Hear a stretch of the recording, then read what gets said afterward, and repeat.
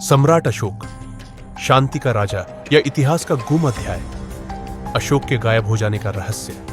एक सम्राट जिसका नाम आज भी स्कूल की किताबों से लेकर संसद के चिन्ह तक छपा है। एक राजा जो दुनिया का सबसे खतरनाक बन सकता था, लेकिन बन गया एक भिक्षु जिसने तलवार छोड़कर धर्म अपनाया और खुद को देवानंपिय पियदस्सी कहलवाना शुरू किया। सम्राट अशोक।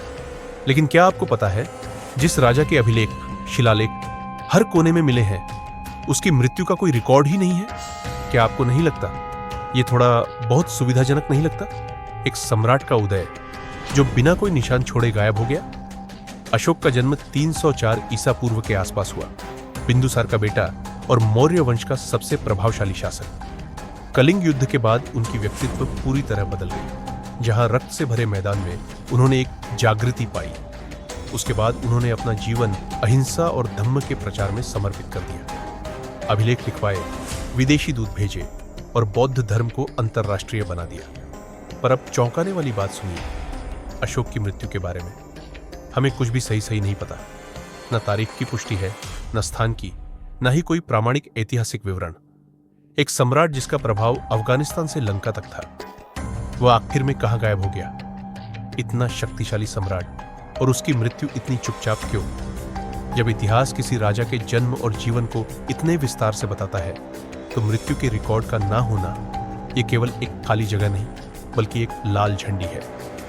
और विडंबना देखिए, जिसके शिलालेख हमें नैतिकता, करुणा और शासन सिखाते हैं, उसकी अंतिम यात्रा का अध्याय ही इतिहास की किताबों से गायब है। तो हम सवाल पूछते हैं, क्या यह गायब होना महज एक संयोग है या फिर जानबूझकर किया गया कदम? वे थ्योरीज जिन पर इतिहासकार चर्चा करना पसंद नहीं करते।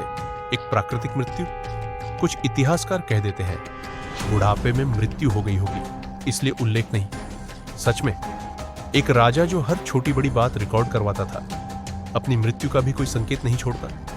दो राजनीतिक चुप्पी। अशोक के बाद मौर्य साम्राज्य बिखरने लगा। बृहद्रथ, उसका पोता, एक कमजोर शासक साबित हुआ और पुष्यमित्र शुंग ने उसका वध करके वंश का अंत कर दिया। तो क्या जानबूझकर अशोक का नाम मिटा दिया गया ताकि शुंग युग को सही ठहराया जा सके? 3 धार्मिक पक्षपात। अशोक बौद्ध बन गए थे और उनका प्रभाव मंदिरों, अनुष्ठानों और पारंपरिक ब्राह्मणवादी व्यवस्थाओं पर सवाल उठा रहा था। तो क्या ब्राह्मण ग्रंथों ने अशोक के अंतिम दिनों को मिटा दिया? याद रखिए, गुप्त युग में बौद्ध शासकों के उल्लेखनीय रूप से कम हो जाते हैं। गुम दस्तावेज, खोए हुए रिकॉर्ड और पक्षपाती आख्यान। क्या यह संभव नहीं कि अशोक की मृत्यु की चुप्पी एक नैरेटिव कंट्रोल का उदाहरण हो?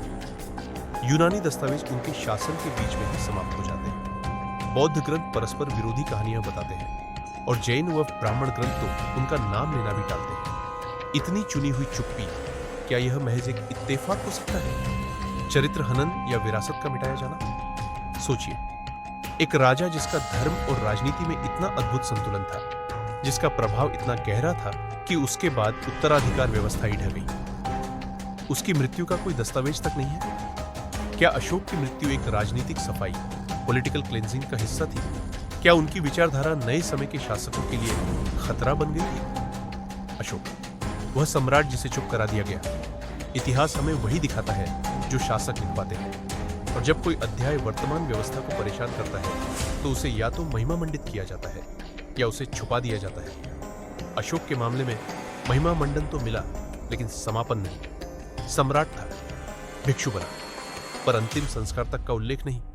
क्या यह संभव है बिना किसी राजनीतिक संपादन के? आपकी राय क्या है? क्या अशोक की मृत्यु एक ऐतिहासिक खाली जगह है या एक जानबूझकर किया गया ब्लैकआउट? कमेंट्स में अपनी थ्योरी लिखिए।